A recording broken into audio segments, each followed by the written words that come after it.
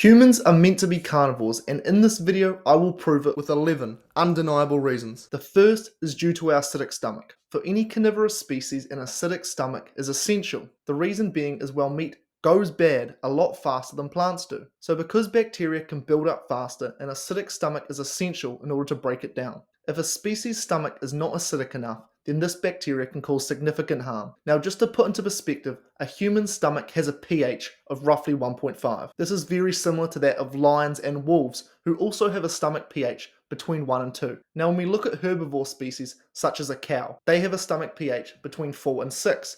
Elephants between 6 and 7.5. Even our closest primate relatives in the chimpanzee have a stomach pH between 4 and 5. How pH works is the lower the number, the more acidic something is. And for every single number increase, it represents a 10-fold increase in acidity. So if something is a pH of 2, it is 10 times more acidic than a pH of 3.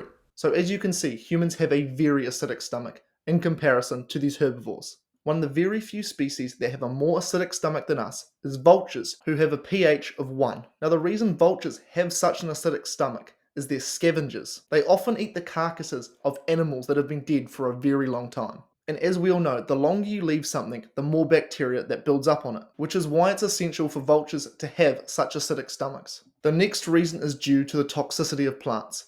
Every single plant, including vegetables that a lot of people consume on a day-to-day basis, has a long list of toxins in it. Why do they have these? Well, it's the only way that a plant can defend itself. You see, animals can defend themselves through other methods. They can kick, they can run, they can bite. But plants obviously are stationary, so the only way they can defend themselves is through this biowarfare. So what happens is these defense compounds damage us, whereas animals, because they defend themselves through physical methods, their flesh is incredibly pure, and it has none of these toxins present in it. Now the third reason is due to the fact that we have a lack of adaptations/traits which allow us to break down these toxins. Certain species can eat certain plants due to the fact that they're equipped to break down the specific defense compounds in that plant. A great example of this is gorillas. They are what is known as hindgut digesters. Essentially, how this works is they have a large cecum and colon, which allows them to ferment plants. During this fermentation process, they can quite literally change the structure of these plants. The plants they consume are very high in fiber, and during digestion, they ferment this fiber and actually turn it into short-chain fatty acids. Now for humans, if we consume a gram of fiber, it counts as 0 calories. We literally cannot break it down. It goes straight through us. Well, not straight through us actually, it damages our gut on our way through. But my point being is that we can't absorb it. But for gorillas, because they convert it into these short-chain fatty acids, it actually counts as 2 calories. Now, not only are they able to extract energy during this fermentation process, but they also break down the toxic defense compounds that are in the plant. Animals such as cows are what is known as ruminant animals. Essentially how this works is they have very complex digestive systems, which allows them to do the same process. They can ferment fiber and extract energy from it, and in doing so, they also break the defense compounds down. However, humans don't have any of these major adaptations. When we consume plants, the defense compounds that are in that plant cause significant harm to us. The next reason is that we are not like other primates. You often hear the argument made that our closest relatives, they eat plants, so that must be what we're meant to consume. However, this argument holds no credibility. We are very different to these species. We have much shorter intestines that aren't able to ferment these plants. We have the acidic stomach to eat meat that they do not have, and there are many other characteristics which we'll get into in this video. But the argument that just because our closest relatives eat plants, so we should do the same, just holds no weight, as we are completely different species. The next argument is that meat is the only way that we can get the right type of fat. On a biological level, our bodies need a specific type of fat in order to function properly, in particular for brain health. The human brain is made out of what is known as carbon 20 and 22 fatty acids. Now in meat, these are abundant. Meat is very high in things like EHA, DHA, which are the carbon 20 and 22 fatty acids that we need. However, in plants, we can only get 18 carbon and below fatty acids. Now we do have some ability to convert these carbon 18 fatty acids into the carbon 20 and 22 that we require, but this ability is very weak. Now the human brain is largely comprised of these, so they are essential. Because our ability to do so is so poor, it has had a massive effect on us in the last 12,000 years. You see, 12,000 years ago, humans began what is known as the agricultural revolution, which essentially means in the last 12,000 years, we as a species have been consuming a lot more plants. And as you'd expect, this has had a significant impact on our brains. In the last 12,000 years, the average human brain has shrunk 11%. Now, to make matters even worse, there are certain nutrients that we can only get in meat essential for brain function: creatine, carnitine, B12, just to name a few. In fact, creatine is actually the most researched supplement in the world. And what they find time and time again in study after study is that by simply supplementing with a bit of creatine, your cognition significantly improves. Without these essential fats and essential nutrients, you cannot think properly. And this is clearly demonstrated by the fact that we have these vegans gluing themselves to the road to turn the sun down. We've all seen videos of radical vegan behavior online, and I believe this to be why. An anatomical reason that humans are carnivores is due to this throwing arm we have. Humans are the only species that have this. No other animal can throw things like we do.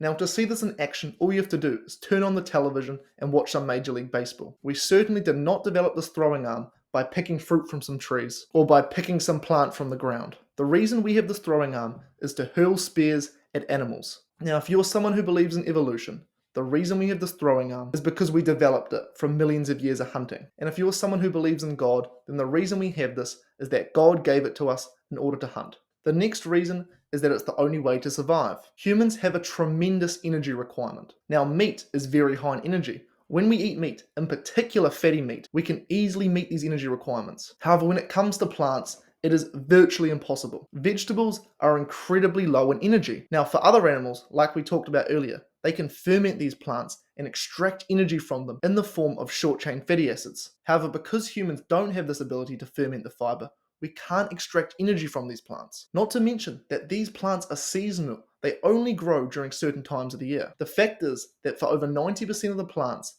they are incredibly poisonous to us. If we eat them, we're going to vomit them back up straight away. And even for the very small amount of plants that we can somewhat tolerate very temporarily, most of them didn't even exist. For example, broccoli. Broccoli is a man-made vegetable. It is quite literally a strain of wild cabbage.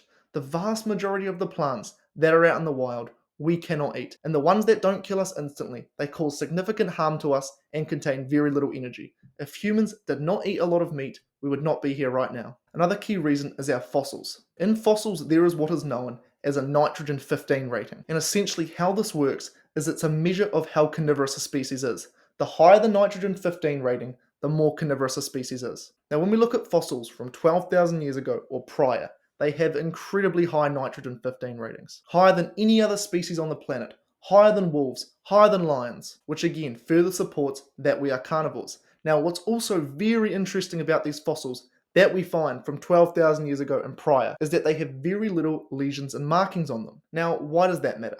Well, lesions and markings on fossils are actually what indicate disease. So due to the fact that they have such few of them, we can conclude that our ancestors from 12,000 years ago and prior who were eating this carnivore diet were very healthy. Now, the fossils we've found in the last 12,000 years have significantly more of these lesions and markings on them. A lot of people like to make the argument, well, why would I want to eat a primal diet and be like my ancestors who lived to 40? But that is just simply not true. We haven't had any ancestors that were carnivorous in the last 12,000 years. The truth is, we don't actually know how long they live for, but based on the fact that they have so few of these lesions and markings, it was probably a very long time. Another reason is that it's just logical. Imagine there was one food. It contained every single nutrient we needed in the perfect quantities, but it didn't contain any of these toxic defense compounds. Wouldn't it make sense just to eat that?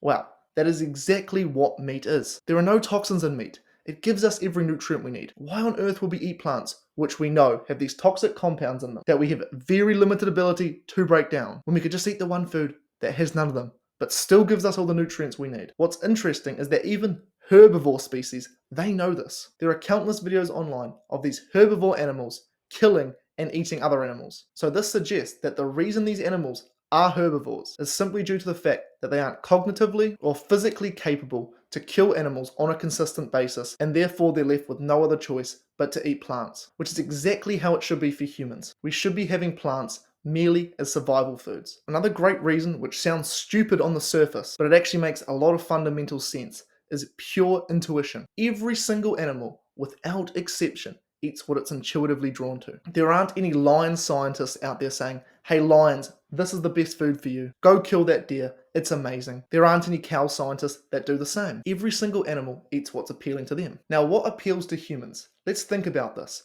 If you give a kid broccoli, what's its reaction? Well, it'll start to cry. Kids absolutely hate vegetables. But if you give that exact same kid, I don't know, some beef, maybe some bacon, it will love it. The reason for this is, well, vegetables, they taste incredibly bitter. This is our taste buds identifying the toxic compounds in that plant and signaling to us to avoid it. It's no different to how our nose can just sense that something's off. If something has expired, if it's gone off, it reeks this unpleasant smell which deters us from eating it. The exact same goes for plants. Now what happens is, over time, people will eat vegetables for a very long time and they develop an acquired taste to it. The reason for this is it's a mere survival adaptation. Because you're eating it on such a consistent basis, your body thinks, wow, this must be one of our only sources of energy. If we don't start to like this, then we're not going to eat it and then we're going to die of starvation. I used to be someone who ate a lot of vegetables. I'm talking over 1 kilogram per day of vegetables. And I really thought I liked them. But what I quickly learned after going on a carnivore diet is that when you don't eat vegetables for a while, they start to taste terrible. Genuinely, I used to have about 3 carrots per day. Since being on carnivore, when I tried a carrot again, it was repulsive. I could not believe it was the same carrot that I used to eat. Most people hate vegetables anyway. The only reason they can eat them is because they cook them in a lot of butter and add spices on them. But if you don't eat them for a while, they taste terrible. Think about it. If you didn't have all these health experts telling you they're good, would you really eat them? The truth is that humans crave meat. This is why so many vegans quit. They get these intense cravings for meat. Their bodies know they're not meant to be eating these plants and that there are many essential nutrients that they can only get from meat. You can think about this logically. Why on earth, if you weren't told it was good for you, would you eat some random plant that tastes terrible and provides you with no energy? You simply wouldn't. Now, when it comes to modern vegetables, they're even worse. They're doused in pesticides, they're genetically modified. And in this video, I break down all the reasons you should avoid vegetables if you want to optimize your health.